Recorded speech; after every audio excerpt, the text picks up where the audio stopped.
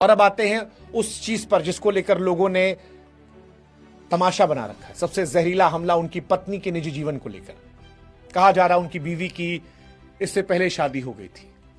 पुराना तलाक, अतीत, इन शब्दों को हम ऐसे उछाल रहे हैं जैसे सामने कोई इंसान नहीं, कोई किरदार हो। क्योंकि हम और आप इतने ज्यादा अंदर से शून्य हो गए हैं, हमारी नैतिकता इस कदर मर गई है कि हमें हर चीज में कंटेंट चाहिए। हमें आपको कुछ सच नहीं पता, हमें नहीं पता कि इस खबर की सच्चाई क्या है, हम और आप नहीं जानते, लेकिन हमें उसमें कंटेंट दिख रहा है क्योंकि पैसा मिलता है। और अगर मान भी लेते हैं ये सच है, मान लेते हैं पल भर को, मुझे नहीं पता, लेकिन अगर मान लेते हैं ये सच है, तो हमें क्या इस बात से कोई फर्क नहीं पड़ना चाहिए कि उस लड़की ने क्या क्या झेला होगा, किन हालात से गुजरी होगी, कितना रोई होगी, किन किन मजबूरियों में निर्णय लिया होगा।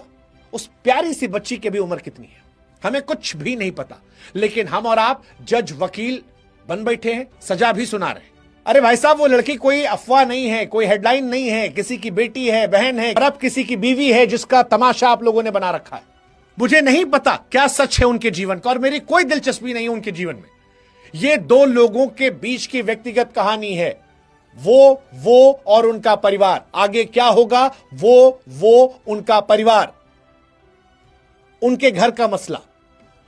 लेकिन अगर आप इस मामले को उछाल रहे हैं तो आपको एक बार सोचना चाहिए कि अगर उसने जीवन में कोई कठिन रिश्ता झेला और आज वो दोबारा भरोसा करना चाह रही है, तो हम उसके भरोसे का स्वागत फूलों से नहीं पत्थरों से कर रहे हैं। हम और आप उस पर वैचारिक पत्थरबाजी कर रहे हैं।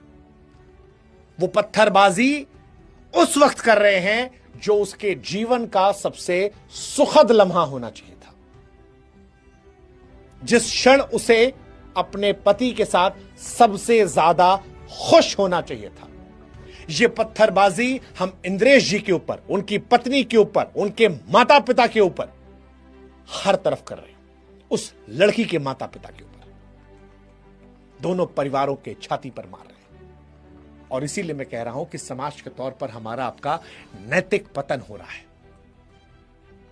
इतना समझना क्यों मुश्किल है कि पहली बात हमें सच्चाई नहीं पता, दूसरी बात अगर सच भी हो तो यह उनका निजी विषय है। दो बालिग लोग, दो परिवारों की सहमति, कानूनी सामाजिक रूप से वैध विवाह। हम और आप कौन होते हैं भाई साहब बीच में अदालत लगाने वाले? हमें आपको उस घर का चूल्हा जलाना है, हमें आपको उससे फर्क पड़ना है, हमें आपको